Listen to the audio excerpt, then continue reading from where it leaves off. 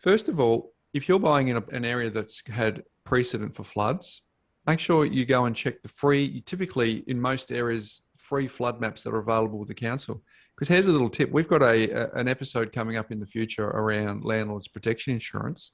And interestingly, some landlord insurers will not insure you if you are in an area that has a history of flood. So you need to go and check flood maps. You need to go and have a look at the infrastructure to see what's coming so that you can maybe be in front of the curve. Have a good understanding of the zoning to see if it's the highest and best use of the land or if there's a particular zoning that is going to affect you. Because if in the right location, but then it's got the wrong zoning, Ben, you might be in trouble when you call your broker and say, I've just put an unconditional offer on a property. And he goes, what sort of zoning is it? And you go, mixed use, commercial, whatever. And they go, oh, that's a problem. And you go, what do you mean it's a problem? I'm pre-approved. And they say, yeah, but not for that title. Yeah. So not for that zoning. Company title, stratum title, those types of things, they impact on loan to value ratios from a lending point of view.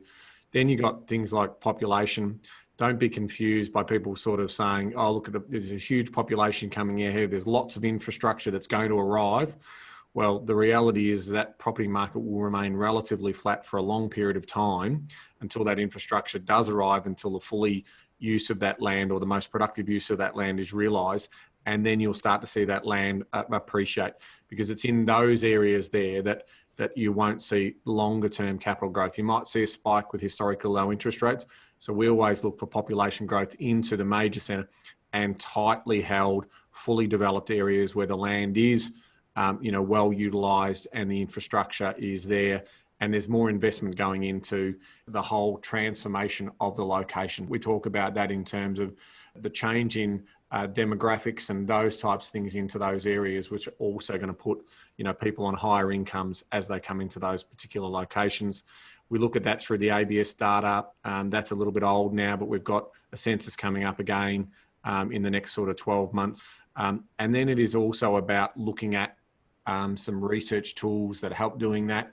So if you go to our selectresidentialproperty.com.au, you'll see some of the application tools that are available to you, from location score to suburb growth to DSR data. There's also some great intel in there in terms of research and so forth. So by all means, start to get some of that information together, which points you in the right direction to understand where demand is exceeding supply, where there's a higher probability for short-term capital growth. And rounding out this point here is just probably about transport. In high congested areas, access to cities, central city locations, and we also talk about you only need to do some very preliminary research all around the world.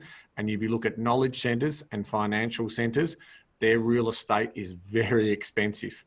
Very expensive. Don't go into the second and third and fourth tier cities and try and justify, the capital growth based on that. But you go into the major cities of Melbourne, Sydney, you go to, the Bostons of this world, the New Yorks of this world, is no doubt transport remains a major reason to get into those particular centres, but they're also knowledge centres. And that's why, there's always pressure on property prices in those locations.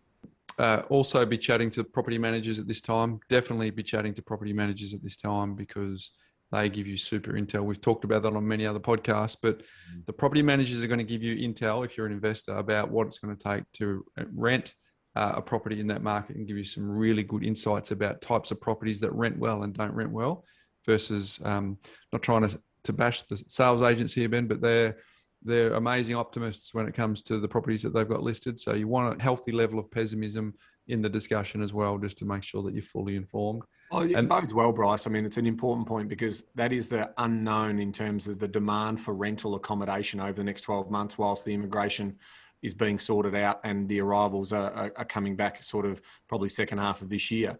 If the property manager is saying, yep, we definitely have enough renters here to support your property from an investment point of view, that's a tick in that box as part of your due diligence.